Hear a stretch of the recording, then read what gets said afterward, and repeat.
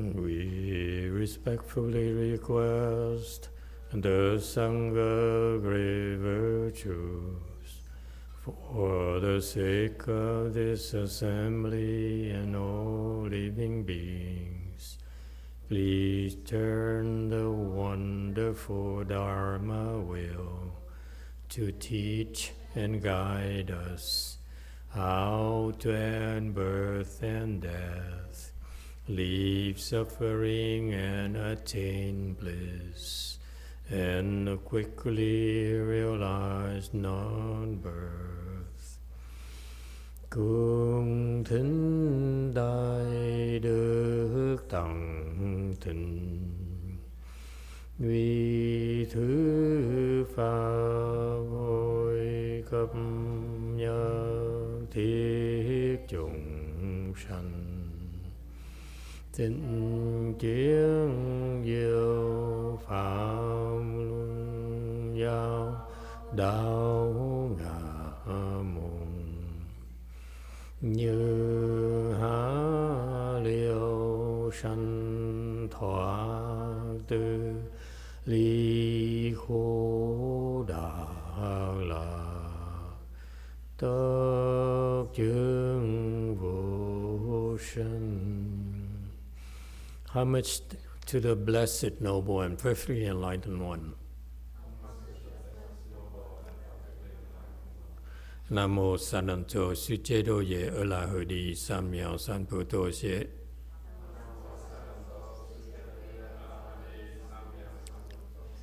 Nam mô Tát Tát Tha Tô Ya Đa Ya Alahade Tam Miệu Tam Bồ Đà Toa.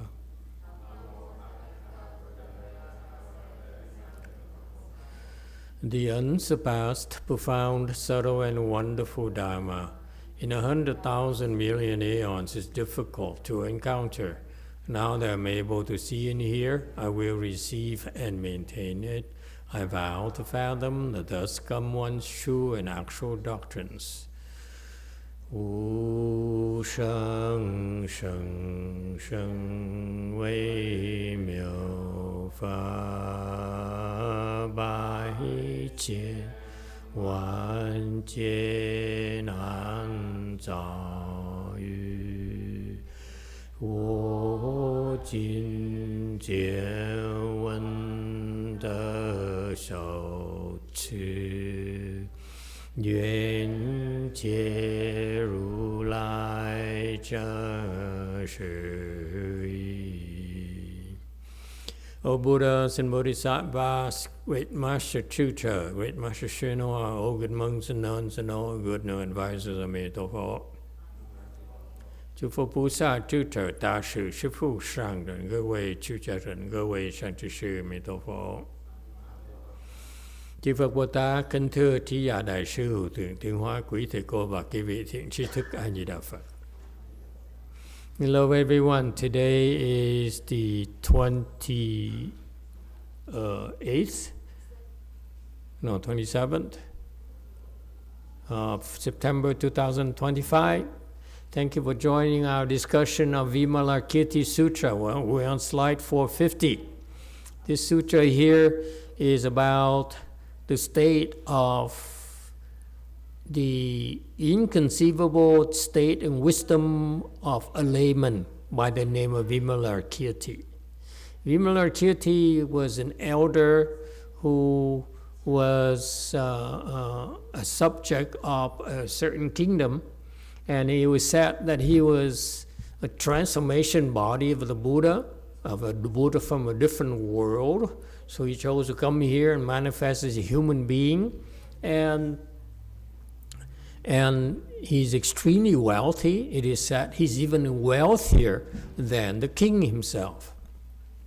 And he was an elder meaning you're old and you have wisdom and you are influential. So the king, even the king, when he had problems, the king would come to the elder and ask for advices. You know what it means, don't you? When a king comes to you for advices, you don't know? No one? Oh, you don't want to play with kings. No one? What happened when Trump comes to you for advice? Money. Money. Okay? That's why king comes to you. Presidents come to you, senators come to you, because instead of you coming to them, there's a difference here. You come to them for favor, they come to you for money.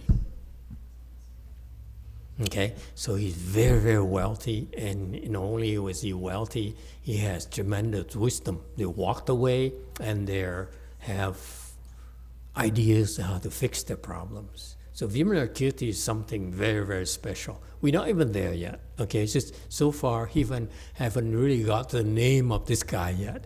We're talking about how the Buddha's there, and he's came to speak Dharma, and a lot of people came, and a lot of elders. Elders are old people, wealthy with wisdom, lots of power, came to listen to the Buddha's preaching the Dharma. And they brought with them their own sons, the elder sons, or they called elders' sons, meaning they are very, very influential themselves. Okay, and so these 500 elder sons, they would come up to the Buddha, and it's the first time, of course, they met with the Buddha, and therefore they came and offered a priceless canopy. Each one holds a canopy made of 7 gems, priceless, and they offer it to the Buddha, 500 of them. And Buddha, this is so cool, this is why they're Buddhas and we're not, okay? He used his transformation and merged all these 500 canopies into one gigantic one, covering our galaxy, our Buddha land, okay? And so this is recounted by the Buddha's disciples. You see, the Buddha's disciples, they were there, so they were gathered. They listened to this and said, wow, this is so cool. I got to tell my wife about this. She's going to love this. Okay? So they merged this canopy into one, and then he projected under this canopy here, like a giant screen, what do we call it, IMAX theater, if you will. You don't go to movies at all.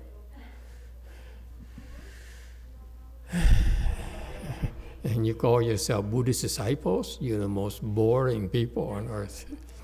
So it's like they projected the screen and you see all the worlds with Buddha speaking Dharma in themselves. So each Buddha, each world, they're constantly speaking Dharma, if you will. So he projected all that. And then the elder sons, the 500 of them, the leader, his name is Baoji, wealth accumulation. Okay, he started singing praises to the Buddha.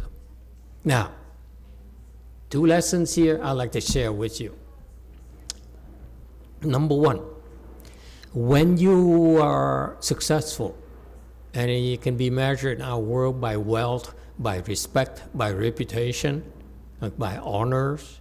Well, like you go to England, they should have given our president some kind of royalty title. Okay, what's the highest? The Count, maybe? I don't know. Duke is very low. Earl is very, very low. Okay, I would never want to become an Earl. At least a Count of Monte Cristo, you ask me. Okay, or James Bond. So the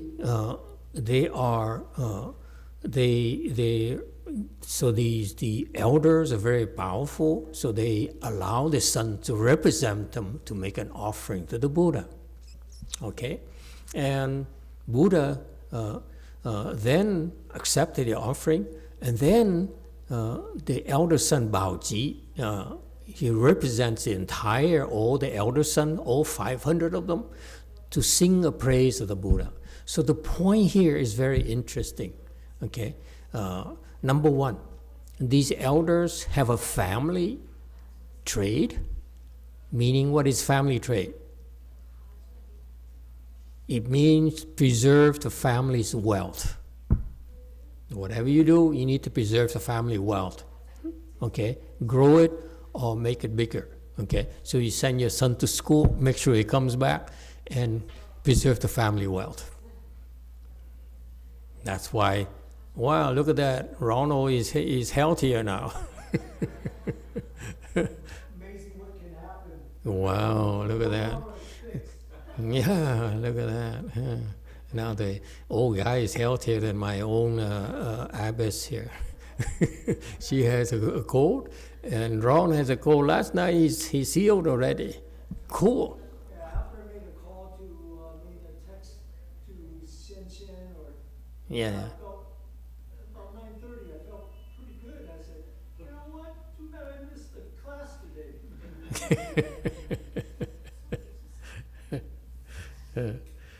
And so the lesson here I want to share with you is that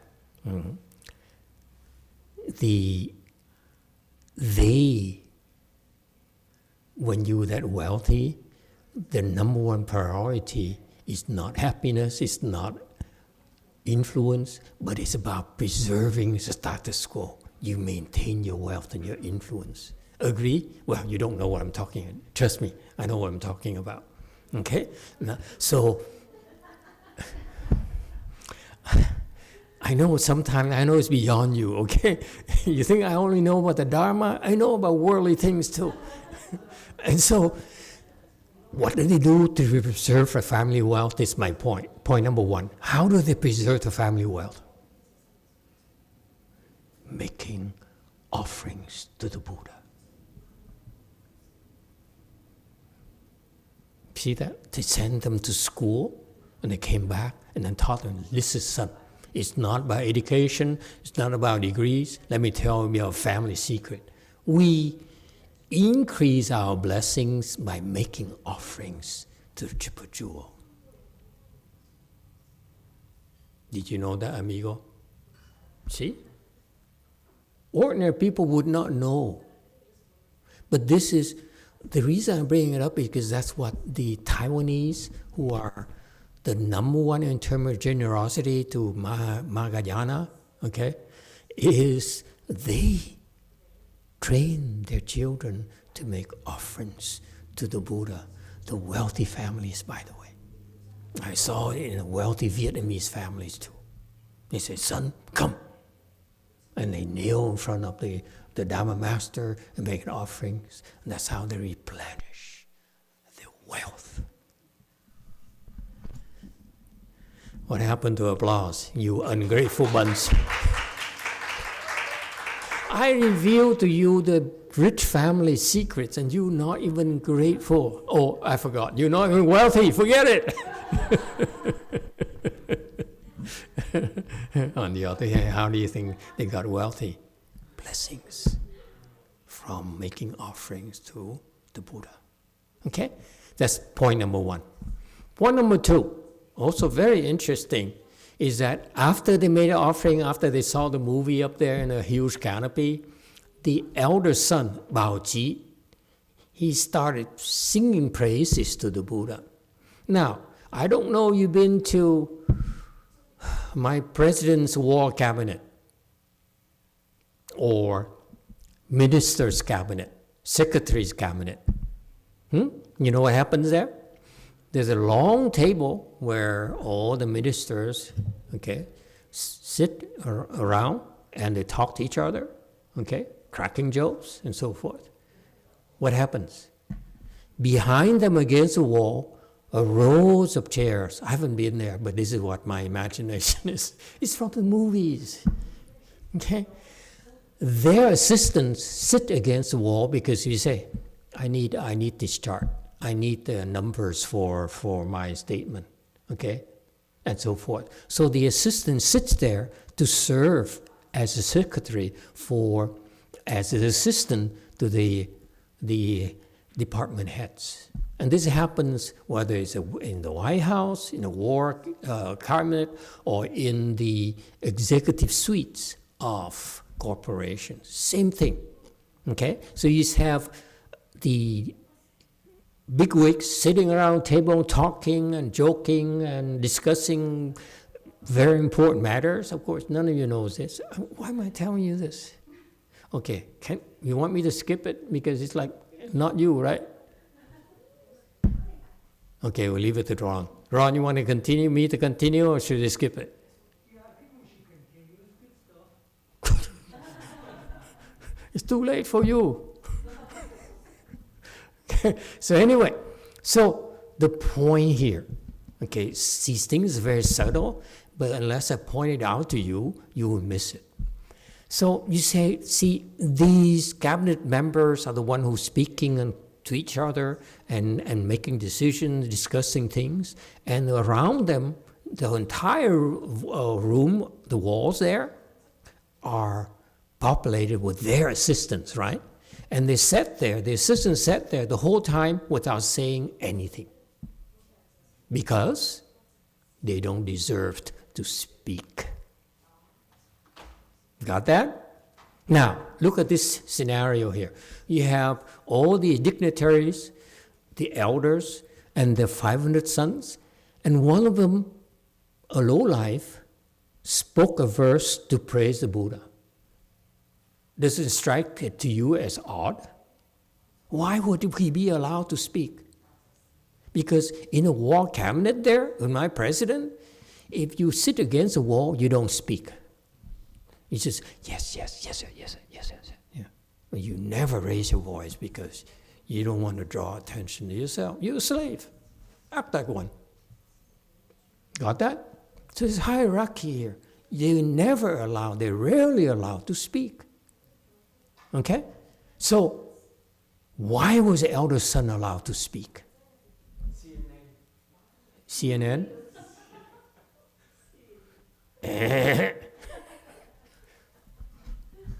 Anyone else? Okay, you want me to tell you why? Of course you do. Because this is another aspect of Buddhism. This elder son is a disguised Mahasattva. Only the big shots are allowed to speak at the assembly.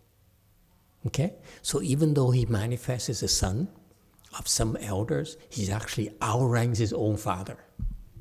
So the father didn't get to speak, but the son gets to speak the verse. Isn't that cool? And that's Buddhism for you.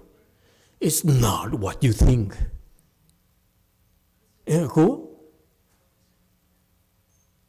I know all of you, thank you, and all of you, very much like when one of my ex-monk here, I look at my monk, oh, you're so handsome, oh my God. That's all you look at, appearances.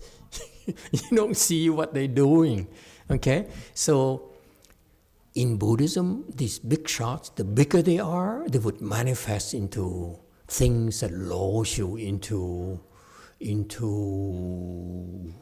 complacency, ignoring them. That's how big shots operate. And they only speak, they only do act up, only when it's necessary to help you. Isn't that cool? So, my point being there, folks, this elder son Baoji is very, very high level, high stature, and yet he chose to manifest as a blanc bec in French, meaning Vietnamese còn miệng còn hôi sữa. I don't know how to translate into English. Miệng còn hôi sữa. You know what it means? Translate, the young one. How do you translate that? You need to share our superior culture to the non-Vietnam. What does it mean?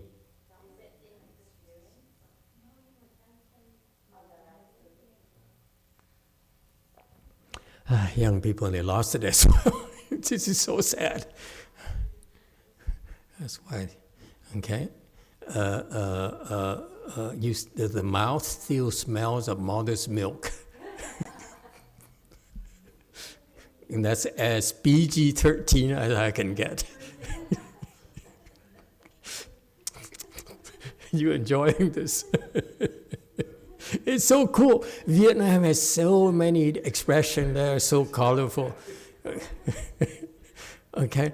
And so what's amazing here in Buddhism is the bigger you are, the more important you are, the lowly you are, more lowly you want to manifest. You want to hide yourself.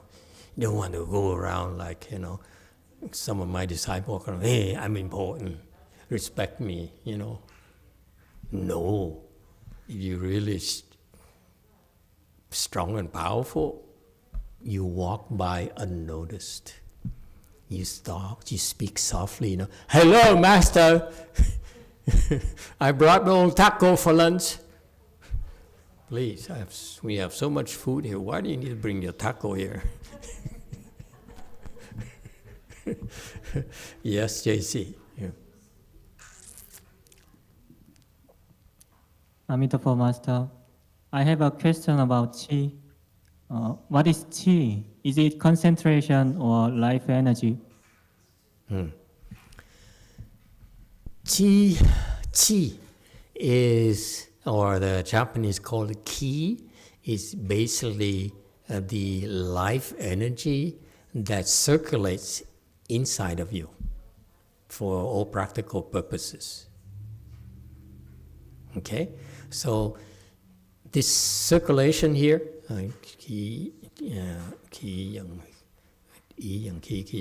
so the Asian wisdom says that the qi there, when it circulates, okay, the blood follows it. Okay? If you go back a step further, since we are meditators, okay, it says, so the mind is the will, your will moves the qi, which then moves the blood. For example, why is it important? If you're sick, let's say your acupuncturist tells you that you have a kidney issue. Anyone? Yeah. Okay, so the kidney is not well, meaning the qi is blocked. It goes to the qi and it cannot get out of the qi. That's why the qi is blocked. Okay, so it has to go around it and then keeps on circulating. So the qi doesn't really get to the kidneys at all. So you have to bypass the kidney, and eventually the kidney will rot if it doesn't get unblocked. So far, so good. It's just simple herbal medicine. Okay, Asian medicine. So concepts. And so if you know that model where the volition, the will, leads the qi, leads to the blood, you know that, we all know that the blood needs to bring nutrients to the organs to keep it alive and keep it functioning. So far, so good. And if the blood doesn't get there, you're in big trouble. Your doctor will have to cut it off. So far, so good. So knowing this then, when you're skilled, you are more highly skilled, you become more skilled, okay? Then what you do is, you know you have a kidney issue, okay?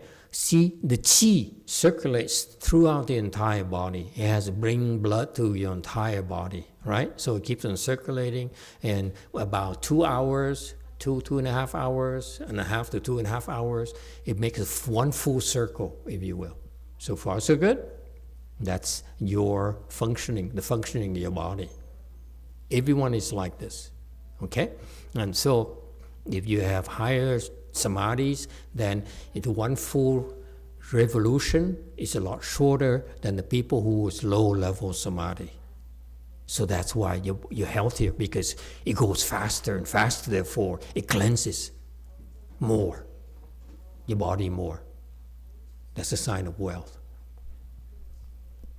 The faster it circulates, the healthier you are. Now you know that model, you realize your doctor says you have a kidney problem. What do? Look at the model. The volition leads to the qi, which leads the blood. Okay, so what you do is one way is you meditate and you focus on your kidney. That's volition right there. So far, so good. And because you pay attention there, this is why. By the way, as an example for you, when you cross your legs and it hurts, right? A lot, right? What happens? You pay attention to it, don't you? And what happens when you pay attention to it? The cheese get there. The cheese, instead of going like this, it's going like this constantly. A good part of it keep going like that because you keep on thinking about it. So you have the effect of having your chi and keep on poking at it. Because it hurts, go away, go away, go away. That's what you're doing to yourself. You're attacking it. You understand now why we make you cross your legs? Because you're healing yourself.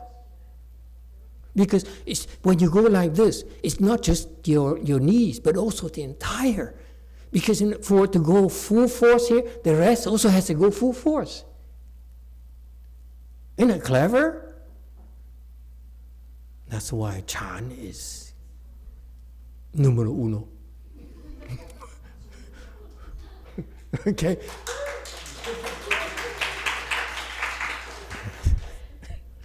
Okay? So the way you heal yourself, and again, when your legs are in pain, when you are in pain, and you say, "Oh, it hurts. What is right here? What is it? It's right there at my hip, right there. No, don't touch it, don't touch it, don't touch it."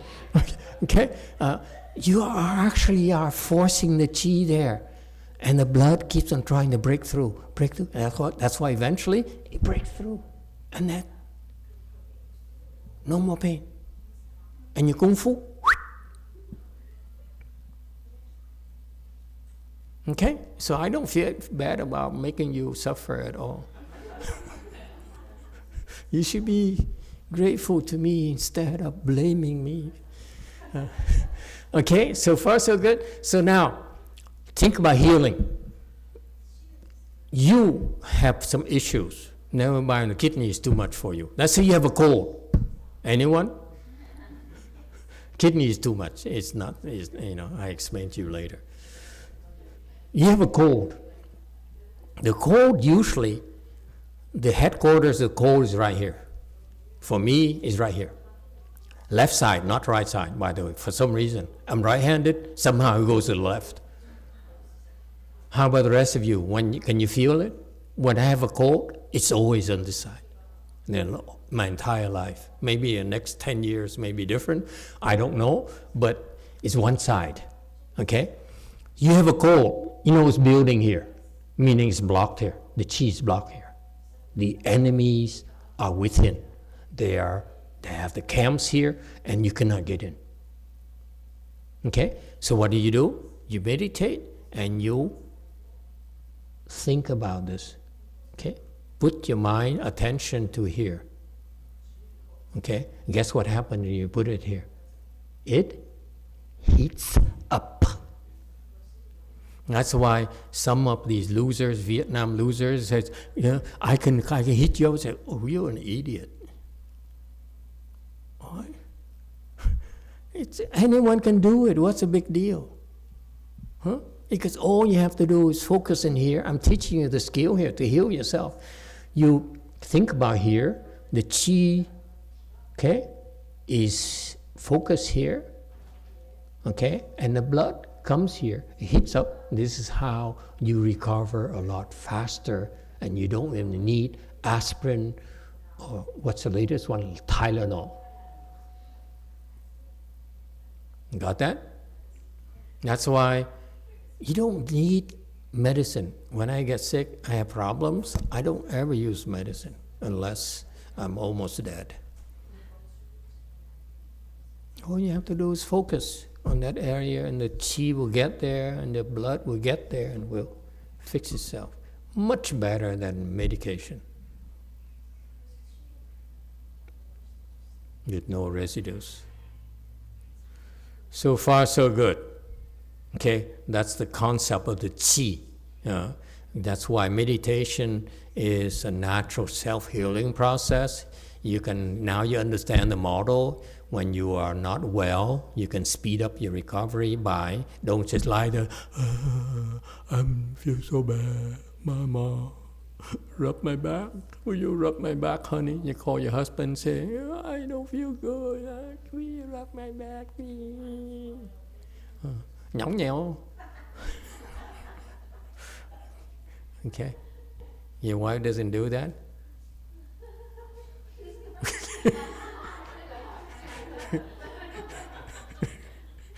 Oh God, what happened to romance nowadays? Yeah, again, no wonder. And so you I don't know how I got here. What happened to wife and nhõng nhẽo?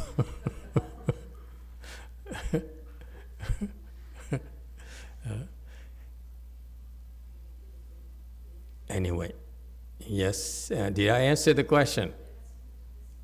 Okay, very good. Wei Mao. Dạ, thưa thầy, what is the true trust, thầy? Cái lòng tin, làm sao để có lòng tin đó thầy? Faith, huh? Yeah. Faith. How do you develop faith?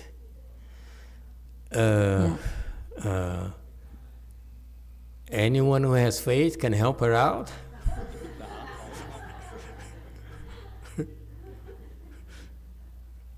No one? Good Lord.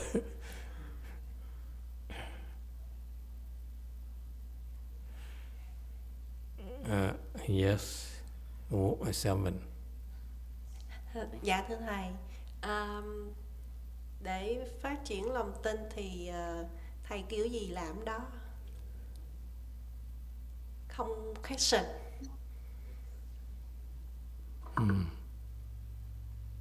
Sounds like a cult. I'm worried about you now. Your husband goes to Phà Luân Cung, right?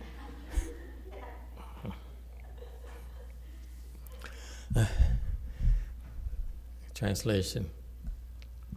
To develop faith, we have to do what you're told. What being told, don't question.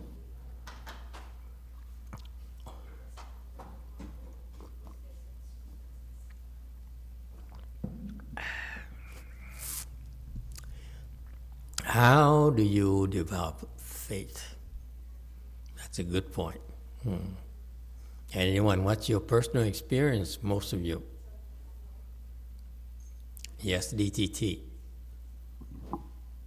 I feel if we develop enough blessings, faith will find a way to find us. Personally, I have faith in Master because when I first met you, I went to the Relics show, and the first day I was there, I experienced so many things energy-wise. And at night, I also experienced so many things, which I never experienced before or ever after.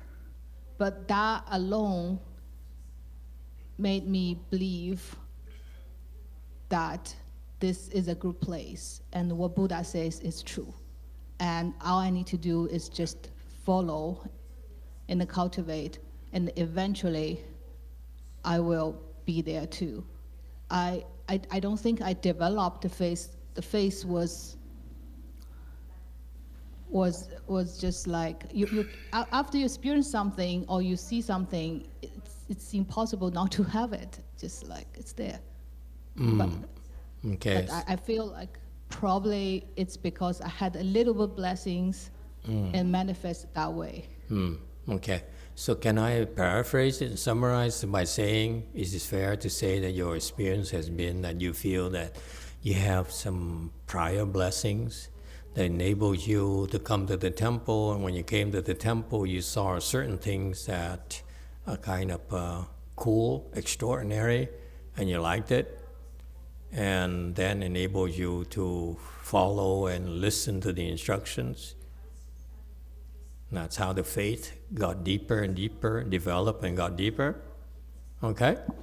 Yeah, and like the previous person said, I had the initial phase, I follow what you say, I start to see change in myself, that builds more faith. So All right. So results. that's snowballing. Results. Good results. That's how the faith grows. So that directly answers the question. That is, faith grows because of results. Anyone agrees or disagrees?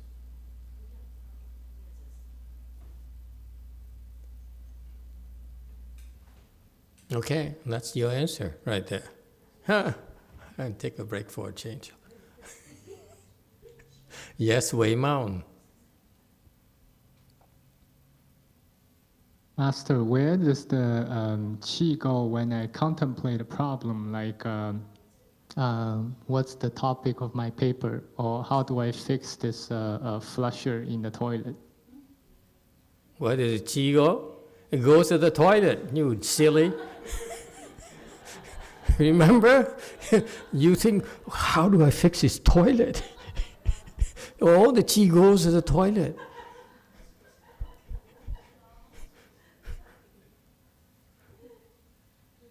You think I'm joking? It's a very subtle answer. If you think outside your body, what happens to your qi? Very simple. Never mind about a toilet. Can we do something like for fun? You're watching a James Bond movie. How about that? You're watching a TV. You're watching the IMAX theater screen with your comfortable armchair. Yeah. Okay. If you are curious about that, ask Master Z. He took his students at DTT to see a movie a long time ago. When he was at DTT, he said, I pay for it. That's why he's popular. When he left, everyone cried.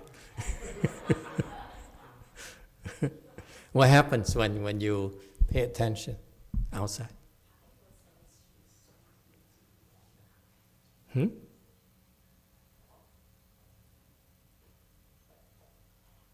One. What happens? Emitofuo, when you watch movie, IMAX or television, they suck off your chi. You get tired after that. You don't even know. Interesting. Yeah? What do you do when you watch your phone? What happened to your qi? It goes out. Your eyes, okay, are a very, very scary source of qi escape. When you watch a movie, when you're reading, you're talking to people, you're arguing with people, your qi goes out. In contrast, when you meditate, you stay within your body, the qi remains inside and grows stronger. But when you look outside, your qi dissipates. And it slows down up here because there's less qi available to circulate. That's why it goes to your toilet. But that's life. We have to eat, we have to read, we have to study, okay? You know that when you do that, you're dissipating your qi. Therefore, after a while, you should notice you feel tired, you feel cranky, you feel drained. Then you meditate to recharge yourself. Or, what's another option? A can of Pepsi. Work just as well. A monster. Got that? All right. There's lots of questions. Yes, JC. 예, 마스터. 그 본격 원래 질문 드리기 전에 지금 그 말씀 주신 그 법문 이어서 좀 하나 질문을 드리겠습니다. 그 보통 이제 외부 자극으로 이제 뭐 다른 것을 하거나 의식을 외부에 두면 이제 에너지가 루가 된다고 말씀 주셨는데요. 그 저희가 이제 가령 그 뭐 선화상이나 마스터의 어떤 법문집이나 어떤 이런 그런 이제 조사분들의 이제 아티클을 이제 보게 된다면은 그것은 에너지가 루가 되지 않고 이제 채워지는 것인지 그걸 여쭈고 싶습니다. 첫 번째로 일단. 네. Master, I have two questions. First one is, you just said that when we pay attention to outside, is outflow of our energy, our chi.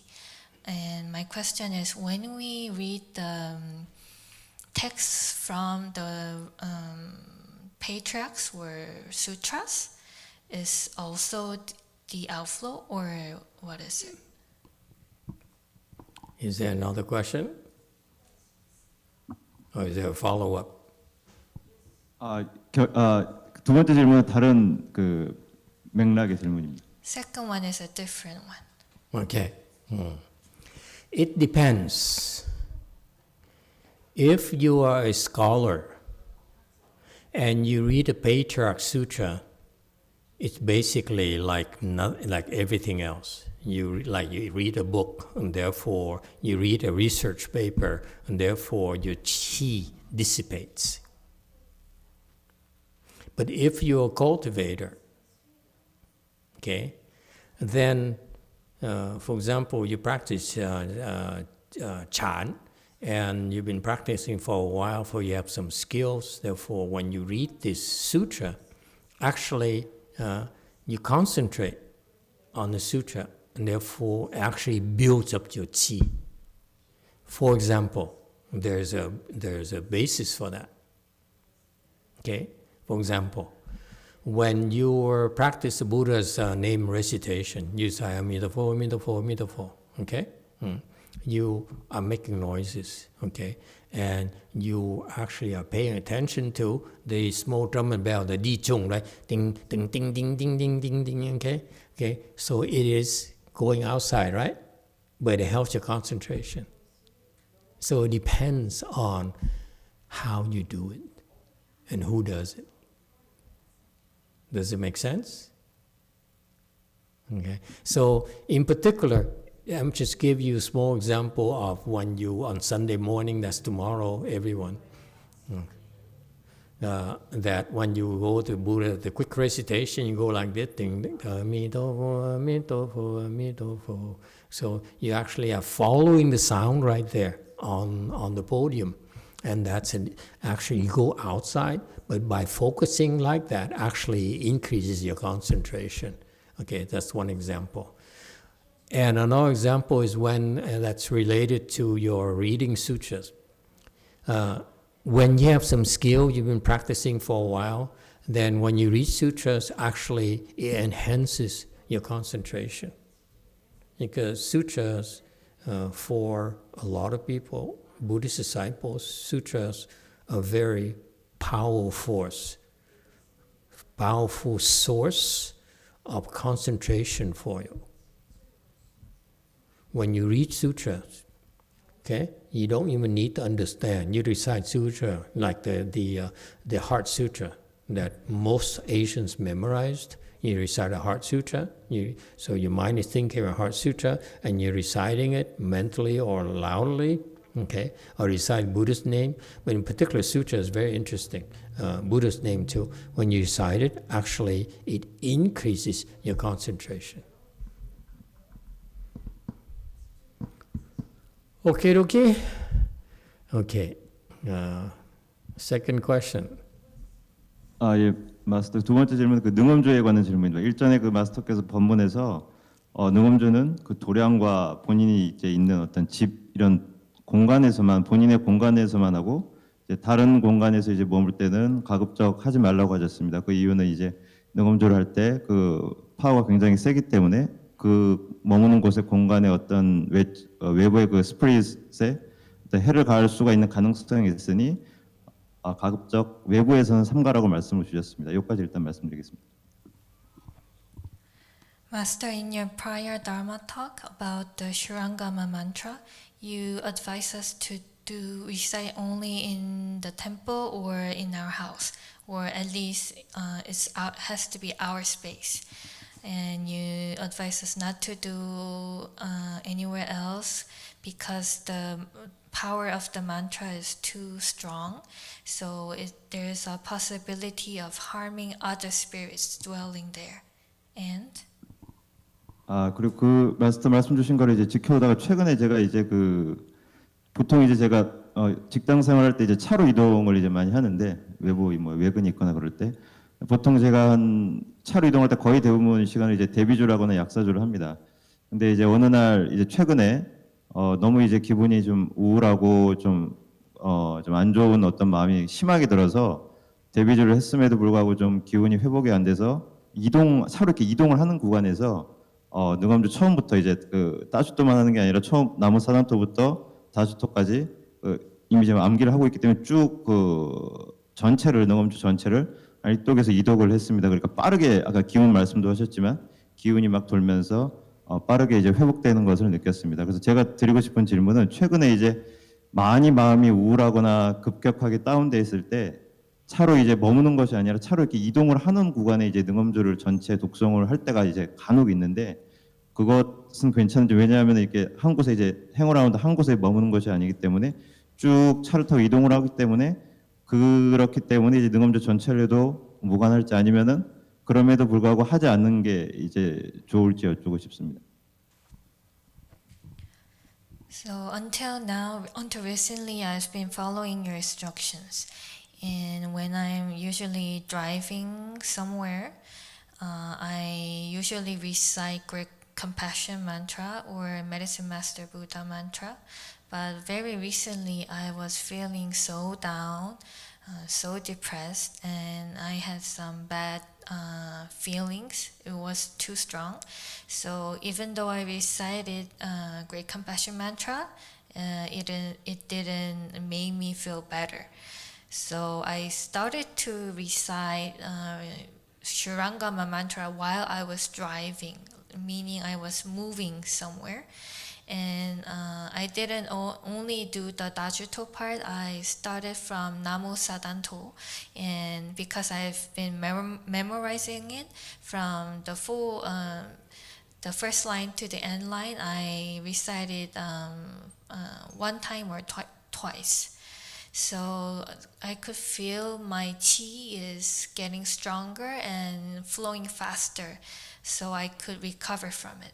So my question is, when I'm driving, meaning I'm moving so that I'm not dwelling in one place, is it okay for me to recite Shurangama mantra? Well, you can recite if you like, because the customer is always right. In America, we have that saying, customer is always right. So you recite anywhere you go, it's okay with us. But let me warn you. Personally,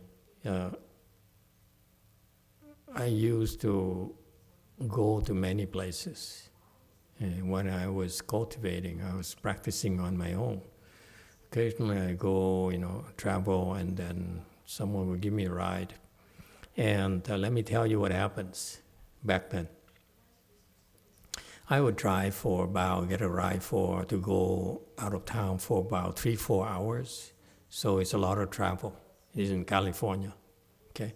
So I was in Southern California, so I drove to, 3-4 hours. And as I was going, so my Dharma protector is driving and I was sitting in the front, okay, and then minding my business.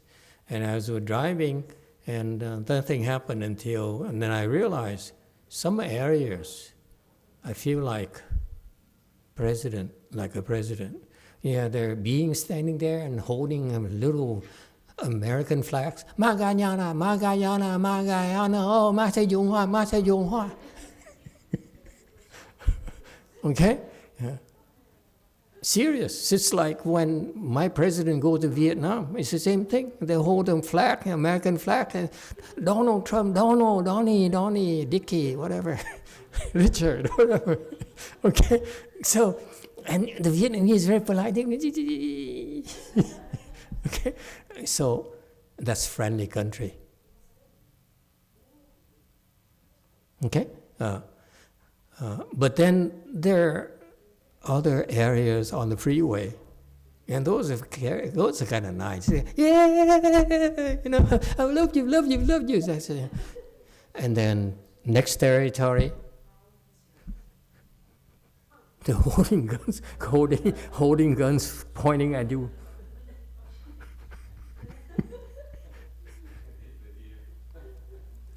So if you happen to be in the friendly territory, no problem. But if you go there and you start Namo Sandanto Suche Doye Ola Hodi Samyang Sampu Toye, guess what's going to do with the trigger fingers? Don't say that I didn't warn you, okay? You're free to do whatever you wish, but one day you get in trouble, and don't blame me. And it's very recently, okay?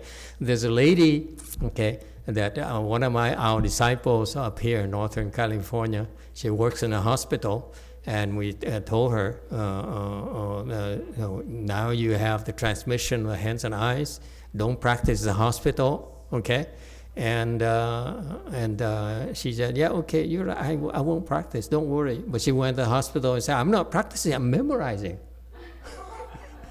So she started reading it. She's not even practicing. She says, oh, mola,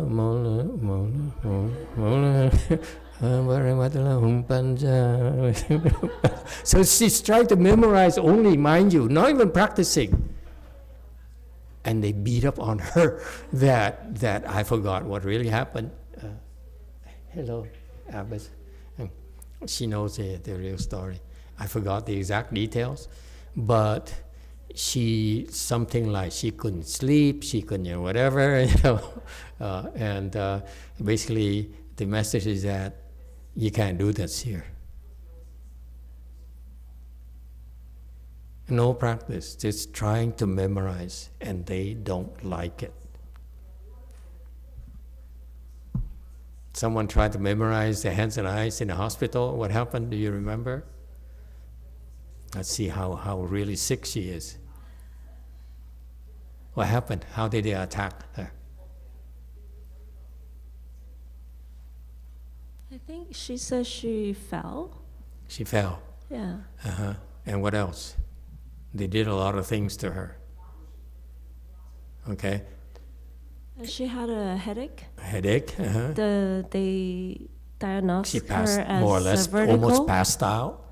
Yeah. Uh-huh. They physically attacked her.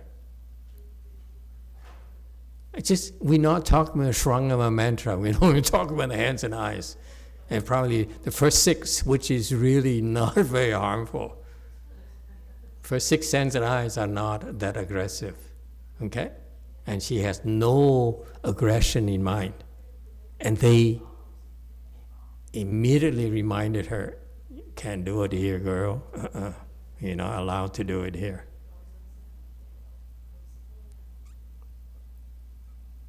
Okay? It's okay, keep trying. You might get lucky.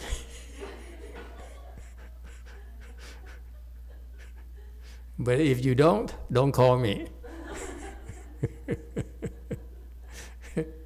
That's life for you. You have to be respectful of others. You have to recognize their territories. Okay? We don't own everything. We need to be mindful of that there are forces out there, just like there are Democrats out there are not friendly to us Republicans. Okay? And so forth. That's normal. Yes, K YouTube.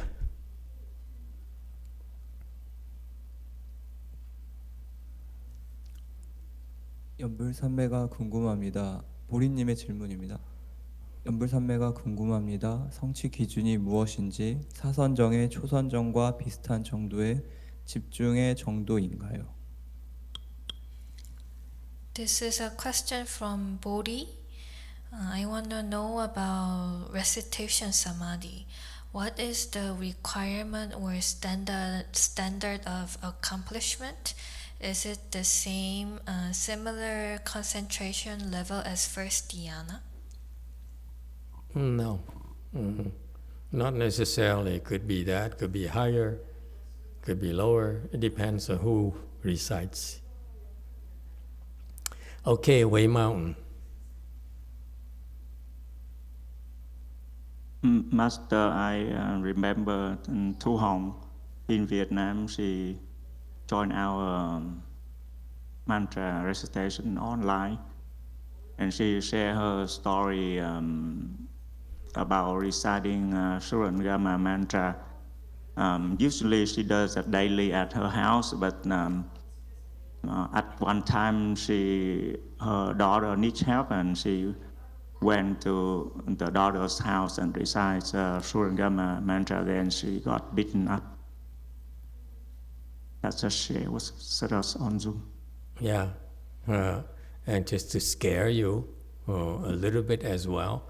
I went to Hawaii because one of my disciples introduced me to this Vietnamese temple, and they are the Vietnamese mantra group, where in Vietnam they are like on the fringe of the country, where they live on their own. They don't need any support and so forth. And what they do is they, because of the reputation, the families, the lay people who had problems, they would call them to ask for help. Okay? And so this temple then, this is what the abbot told me. He says, at the time, his elder brother, who's abbot of the temple, ordered him to go to help this person who is a supporter of the temple. And so this venerable abbot in Hawaii, he says, I told my elder brother, but this is your temple. You should go. Why do you send me? And the guy said, because I'm the abbot and you're not. So he had to go, and he picked a few of his Dharma brothers to go with him, and they went there and recited his mantras. This is why we do mantras, by the way. We do mantras to deal with ghosts and demons and so forth. And so they were harassed by the invisible beings, the in beings. So they sent there, and this is so there are a few of them, and so he says basically they started reciting, and the demon there killed one of the monks. Killed him. He died. And so you know what happened? The rest of them ran. He told me. He says, I said, so what did you do? I said, well, I never heard of it before. So what did you do? And he says, I ran.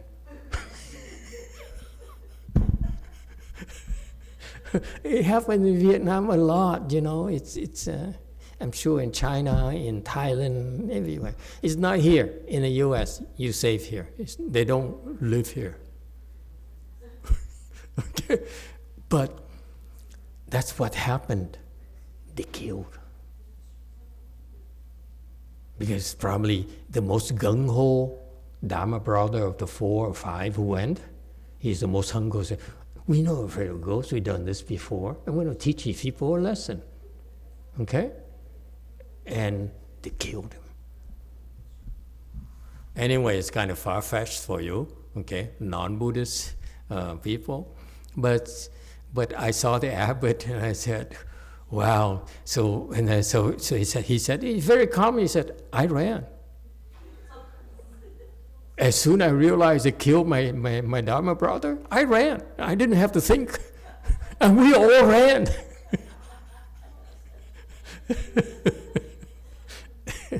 He's very practical, you know. Very straightforward. He doesn't beat around the bush. He doesn't try to pretend he's this and that. No, I love the honesty. And Vietnam has an expression, vắt giò lên cổ. It means that you ran and you I mean, I don't know how to explain that in English. I mean, it's very sad. Dắt giò lên cổ mà chạy.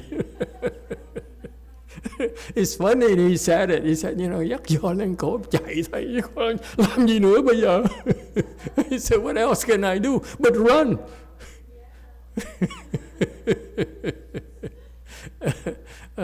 I want you to keep an open mind, okay? There are lots of things out there, visible, invisible, and don't think you know it all, and be humble. You know, it's fun. You have to be respectful of them, okay? YongHua, you don't go to someone's territory and start, you know, making noises and so forth. They will not like it, and you pay. Yes, YouTube.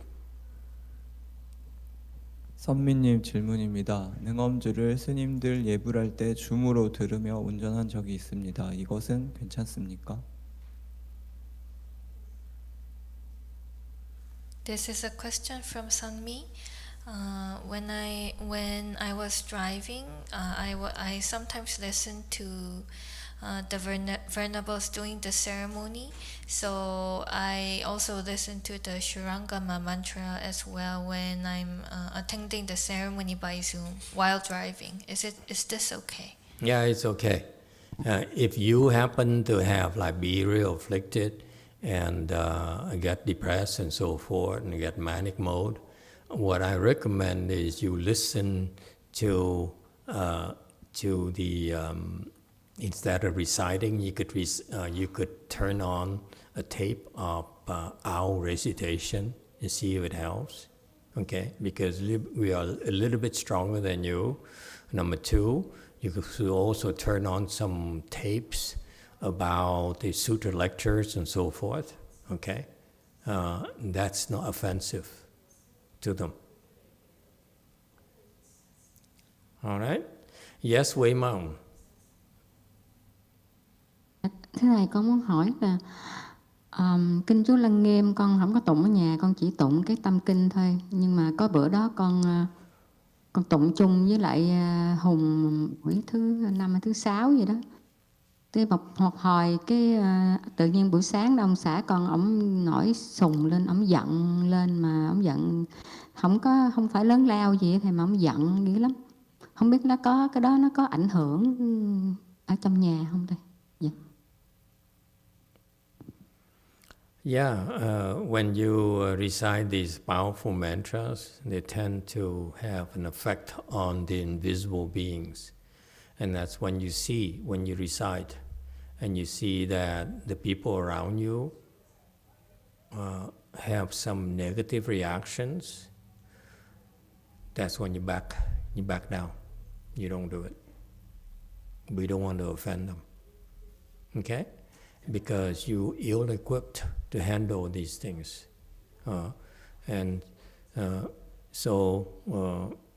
If, especially at home, in your case at home, you also have your husband who has his own sort of karma debts. So there are other beings there that deserve to be there because he owes them. So therefore you can't really cause problems for them. All right?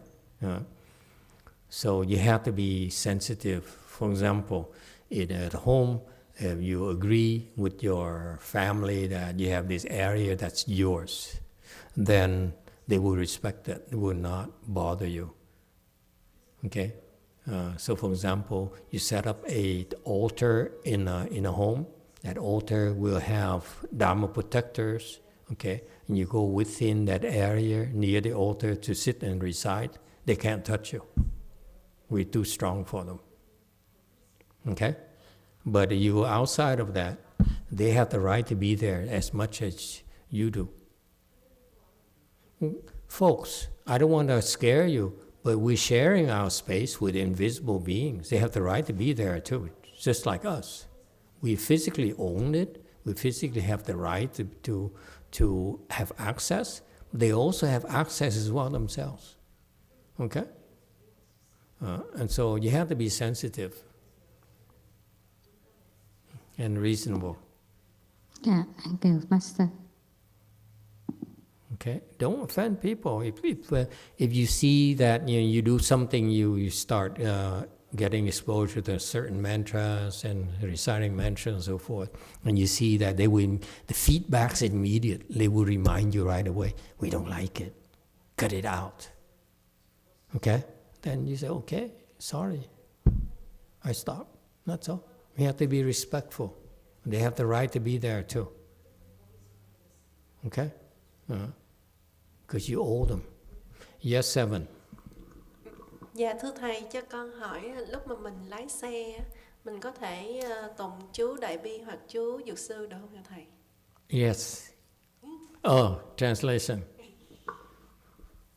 Emitofuo Master, I would like to ask a question. When I'm driving, can I recite Great Compassion Mantra or Medicine Master Mantra while driving? And Master said yes. Okay, very good. Thank you for your questions. Okay, on slide 450, the verse it says, the Buddha speaks of Dharma of neither existence and non-existence. So this is kind of a Buddhist jargon to tell you that there are things about life, about the world, that are not the way that worldly people know about, okay? And it doesn't mean it's not true. It's just that we are too preoccupied with making a living and trying to survive that we're not at the level where you talk about how to transcend existence, okay? Very much like we worried about working and getting a job and making a living, whereas the government worries about our safety, worries about our well-being and relationships with other countries and so forth. You see, there are different priorities. And so here, the Dharma of neither existence is about wisdom.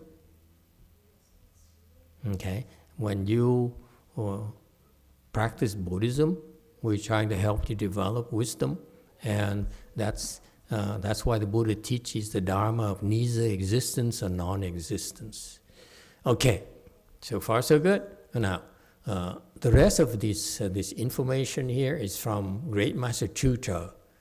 Great Master Sutra, right here, is a typical example of his depth. His level of depth is incredible. It's much deeper in terms of Dharma explanation than my Chinese teacher, Master YongHua. So you see it's a difference in level of wisdom.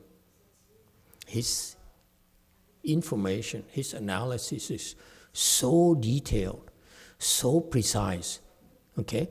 It feels so many, it's full of many details about what's really happening, okay?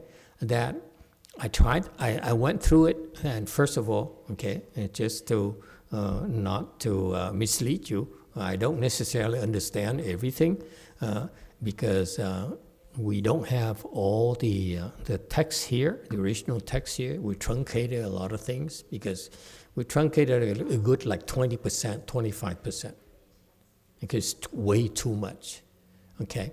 And so that's why what happens when you do that is you lose a lot of background information. And so that's why now when I look at it, I look at translation, this is where the translation is about 60% accurate. 40% is so bad. Okay, and because it's so advanced, even the advanced students in my generation, which basically are Master YongHua's disciples, they would not be able to understand this. Let me tell you flat out. Okay? If they cannot understand it, then how can a programmer possibly translate this from Chinese into English?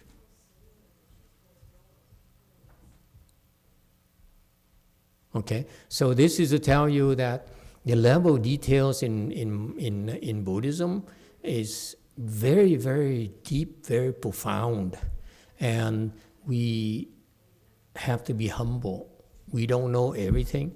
And my personal interest is not to get to this level where you realize how profound the wisdom of the Buddhas and Bodhisattvas are. Okay? And it's for their own reassurance. They said, oh, I understand how profound, how beautiful the Buddha's teaching is. But it's not for us. Okay? I only see a handful of people. If I were to spend the time to explain to them, they'd be able to get this. The rest of us, the rest of you will not be able to get it.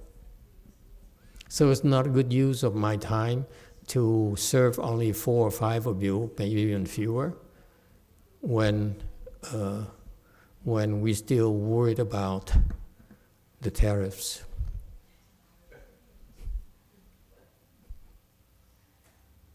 Okay, there's so many things we need to take care of, yeah, and it's for the greater good of the community. This is why I'm still have some here for reference for you in the future. In your generation, you feel like, Master YongHua, I like to pursue this because I want to see how beautiful this is, how profound it is.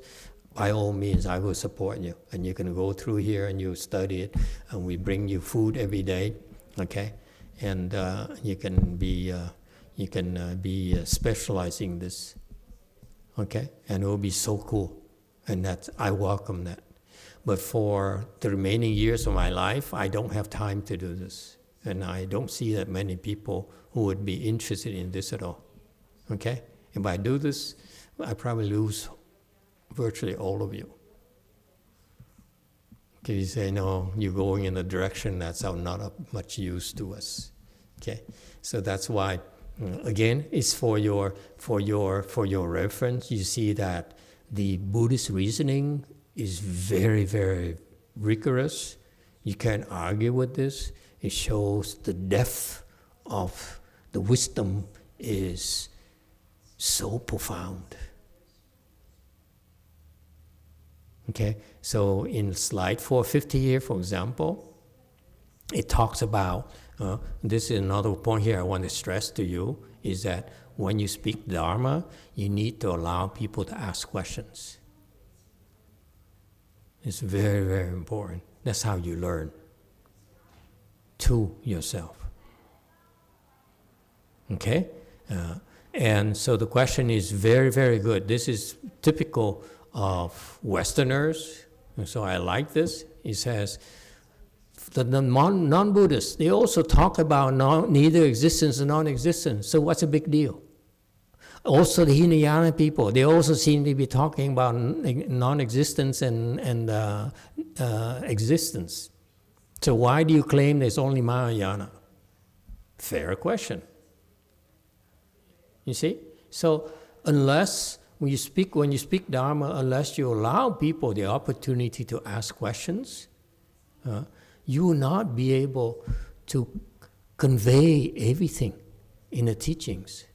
So I highly encourage you, when you teach, to make a lot of time, reserve a lot of time to ask questions, for people to ask questions, because that's how you learn yourself. Okay? And so this is a very, very good question. And the answer is even much better. It's so cool. Okay? So you see the question here is, listen, this is very, very Western attitude. You talk about exclusive only. Mahayana talk about neither existence and non-existence, whatever it means to you, okay? But it turns out the non-Buddhists teach it, Hinayana teach it. How come you claim it's the Mahayana domain? It doesn't sound right to me, okay? And the answer is, the next few slides to go through the answer, and they're all beautiful. They say, they quote this as this is so and so, and because of this teaching and that teaching, so he builds his answer, and with proof, with evidence and so forth. And it shows the depth of his analysis, if you will. That the Tien Thai school, just for your reference, is one of the best schools in terms of analyzing the Buddhist teachings. They're very profound. Okay? So they're more in the teaching schools where they can analyze, and they have very rigorous way of analyzing a Buddhist teaching. So their strength is there. On the other hand, because of their strength, they have a weakness. They're not that strong in Chan. Okay, so there is more like scholarly information. Okay, and it's very exciting, very interesting for many Buddhist disciples. But for me, I'm more interested in the Chan side, because that's how we can train people faster and better. Okay, so basically, for this here, where were we? Okay. Okay, so you see, I can go through this because I only have 9 minutes left. Okay, it says here, basically it says the outside, the non-Buddhist people, they talk about neither existence and non-existence. The words are the same, they sound the same, but the meanings are different. Okay? To them, existence and non-existence is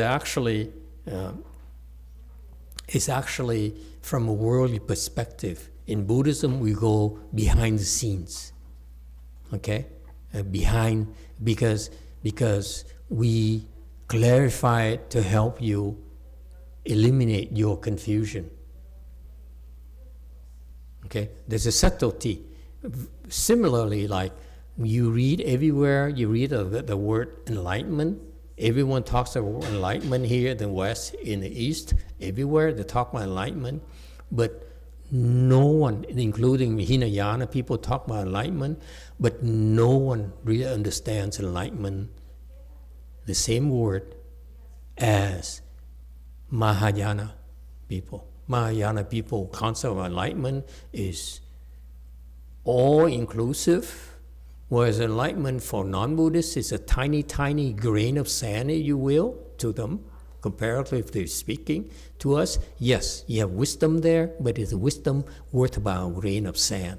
What about Hinayana enlightenment? Hinayana enlightenment is about the size of a golf ball. Okay? Whereas Mahayana is this vast universe. So that's same concept of enlightenment, mind you. Okay?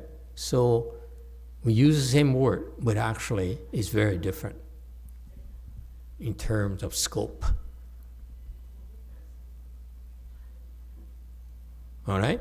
And so the answer here shows that they use the Buddhist teaching to demonstrate that the non-Buddhists really are confused.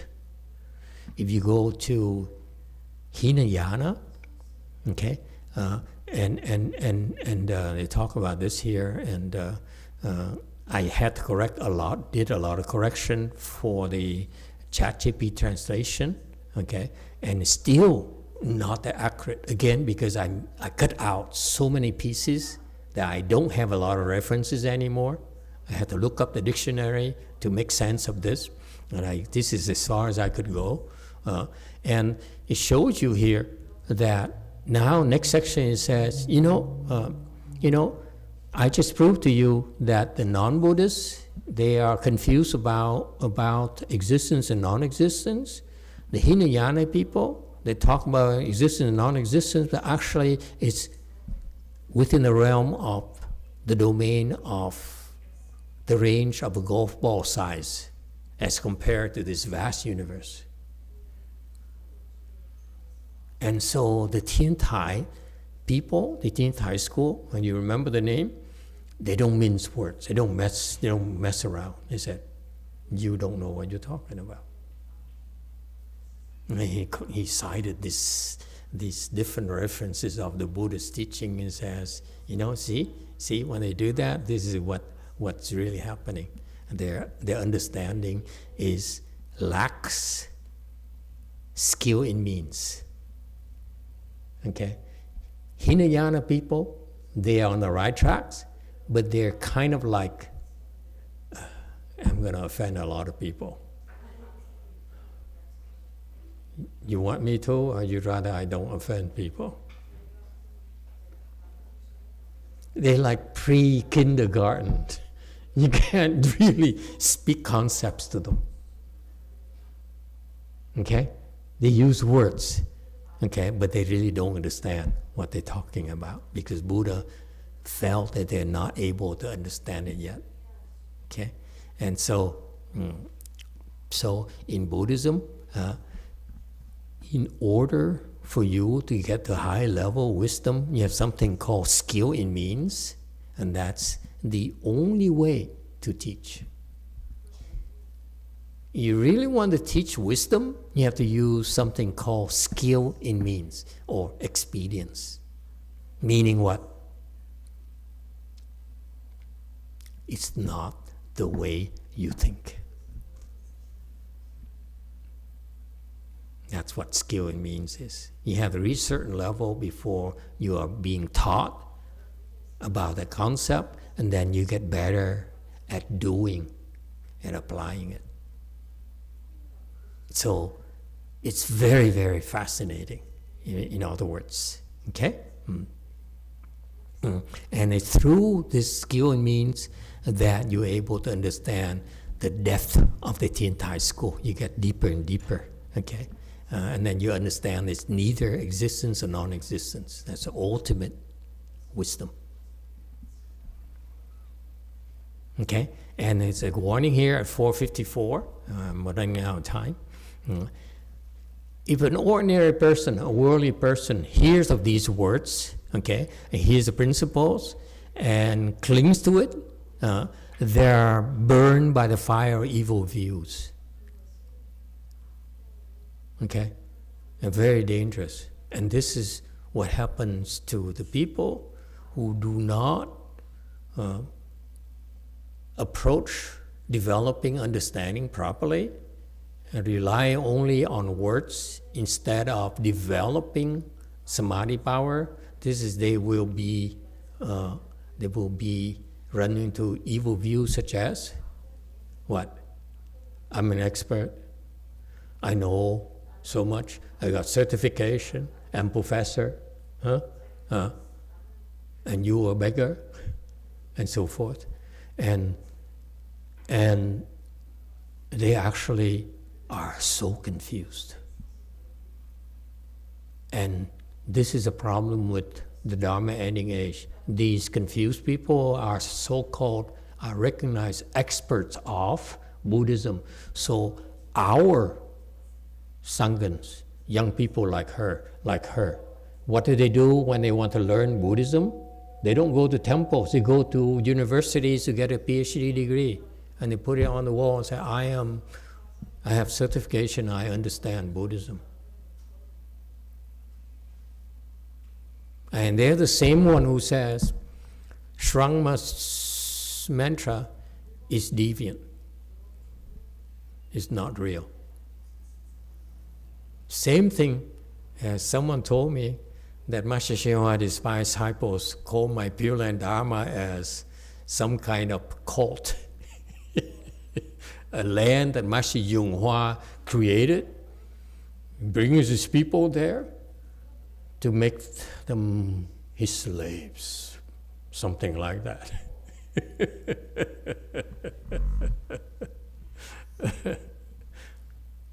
Did you hear that, Ron?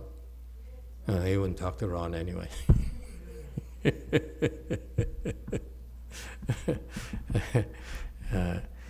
All right, and so be humble.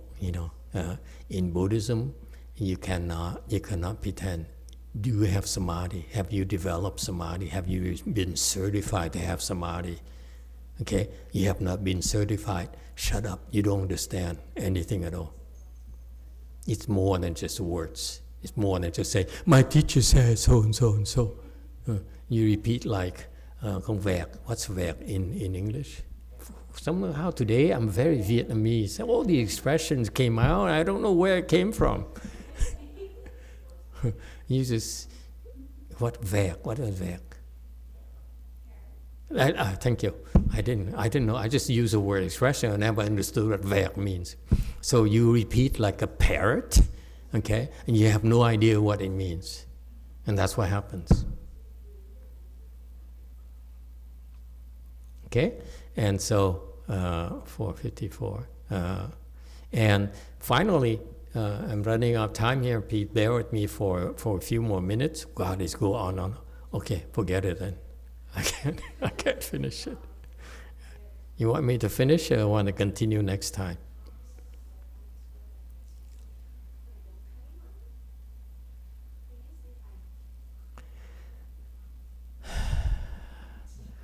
I was thinking more of going shopping for my trip, but okay. So in Mahayana, finally, the point here is of interest to me, and you might find it interesting, is the concept of middle way, okay, where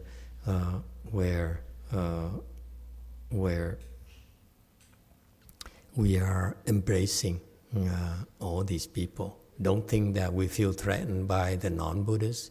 Don't feel we feel threatened by the Tibetans or the Hinayana people. Not at all. Okay, we embrace them. They're part of Buddhism in general.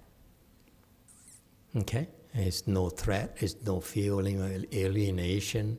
We better or inferior. It makes no difference to us. Whoever they want to help, they can help. We're glad for them. Okay, it's no jealousy here.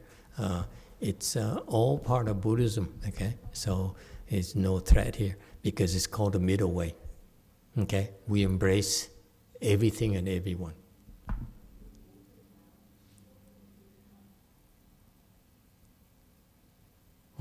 And